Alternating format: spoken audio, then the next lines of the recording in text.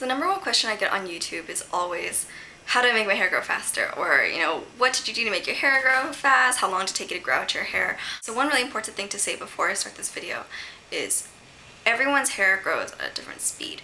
The speed at which your hair grows and the length to which it can grow to, everyone actually has a terminal hair length in which their hair stops growing. So if you've been trying to grow out your hair for a long time and it stays in the same place, then I guess that's something to think about. I don't really know where mine is because I've grown my hair past my butt before, so I just know that I can grow it pretty long, but everyone has a different length to which their hair can grow. So a little background on my hair is my hair has always grown really quickly. I've never sat down and was like, I want to grow out my hair. My hair just grows really quickly and I cut it a lot. I cut off 3 inches every 3 months at least, if not more sometimes. So most of the time, the reason why your hair can grow really long is genetics. So for the people that are trying to grow out their hair, you know, you have to understand it's like a nature versus nurture kind of thing. Sometimes, you know, treating your body really well is enough, or treating your hair really well is enough to make you grow out your hair. And sometimes it's not, you know, but for, I guess my tips, if I were to have any, is, you know, let me just first off dispel one of the most common popular rumors about hair growth. If you cut any part of your hair on your body, it's not going to make it grow faster. So don't cut your baby's eyelashes, don't shave your baby's head because you think it's going to make them have thicker hair. I think that rumor or that little weird beauty myth is kind of stemmed in the fact that people think if you shave it's going to make your hair thicker. When you shave your hair, it doesn't come back thicker. What it is your hair is kind of shaped like a tree, where the base is the widest and thickest, and then up at the top it's like thin and tiny and pointy. So when you shave it, it grows out. It's kind of like the stump of the tree, so it's just kind of short and it's not really any thicker though. So if you think about it, when you cut your nails are made out of the same kind of protein. You cut your nails don't grow any faster. Really what you want to do is keep your hair as healthy as you can so that you don't have to cut off the hair. Once it's damaged though, once you have split ends, you have to cut them off. There's nothing you can do, no product you can buy to get rid of your split ends. Split ends are there, they're split. The damage is irreversible. So don't try to like invest lots of money or time into split end products because you're just wasting your time. Honestly, every time you keep split ends on your hair, what it does is it damages the hair that's still healthy because it splits up and up and up. It doesn't stop splitting, so you have to cut off your split ends, so just cut them off. So I think one of the things that really helps me personally is I've never dyed my hair. I think that's a really big difference. Most of my friends that really struggle with growing out their hair, they dye their hair a lot, like every month, every 2 months.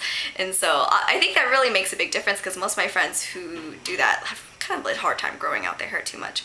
Obviously heat styling, that's very damaging as well.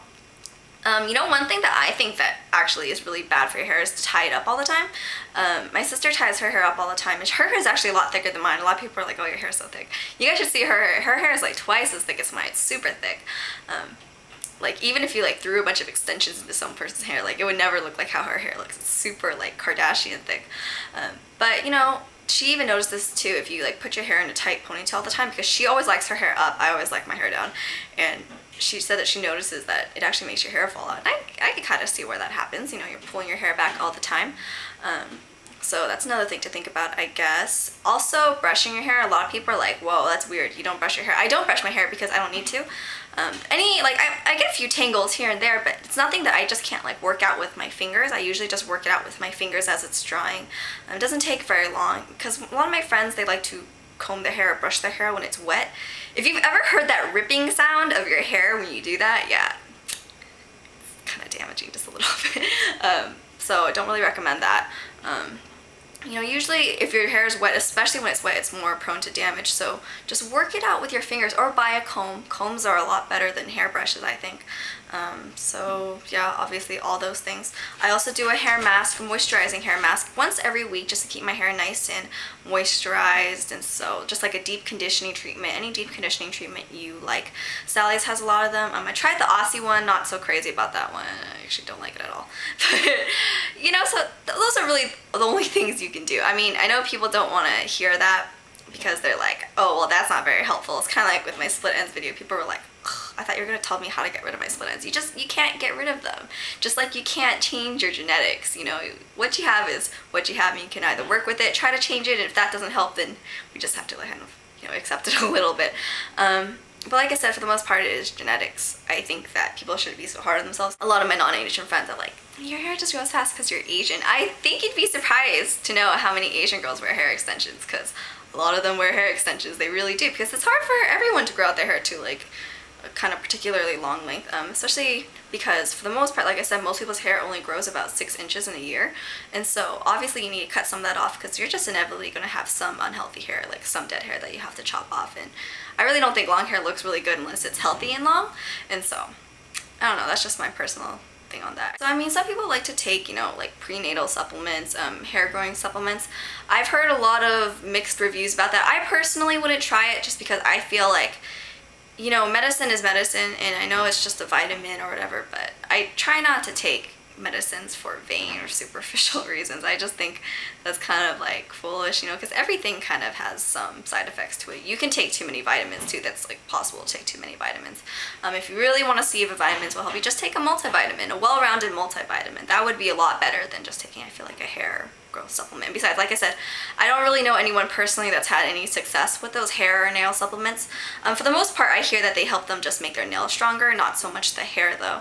I feel like the hair on your head is very prone to damage. But yeah, I mean, seriously, just try not combing your hair. I use my fingers. I just do this when it's out of the shower, and it usually gets all the tangles out. I usually just take a little bit of some kind of leave-in treatment, warm it up on my hands, and I run it through the ends of my hair while I'm combing it out, and that actually helps it a lot, I think. And so yeah, I'm sorry if that video was very unhelpful to you and you're very mad at me because you want me to tell you that you can just take this product or do this one thing and then your hair will magically grow, but that's not really how it works. I mean, like I said, it's mostly genetics, honestly, especially for hair growth. I guess it's kind of like severe acne. A lot of my friends had severe acne, you know, sometimes taking this one product was enough.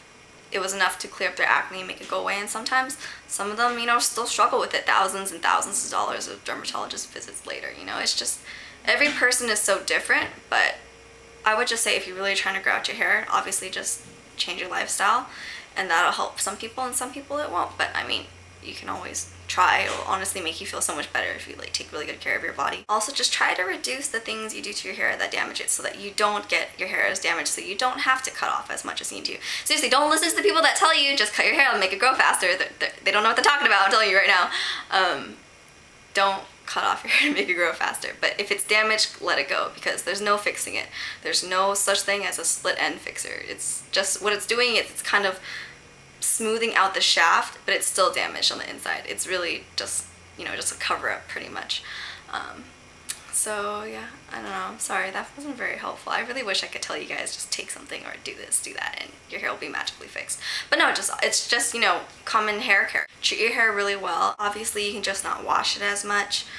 Reduce heat styling. Don't be so hard on your hair when you brush it out. Just comb it out with your fingers. And I mean, that's pretty much it. And stop dyeing it every other week. I have friends that dye their hair like every week, every other month. So they're not surprised when their hair is damaged, you know. It's just how well you treat your hair. So you just want to keep it around so that you don't have to cut it off as much or as often. But yeah, I'm sorry if that was particularly unhelpful to all of you guys. If you have any questions, just leave your comments down in the message box, or you guys can tweet me. I always leave my Twitter down there too. But yeah, so I'll leave all the current hair products that I use down in the description box if that's of any interest to you guys.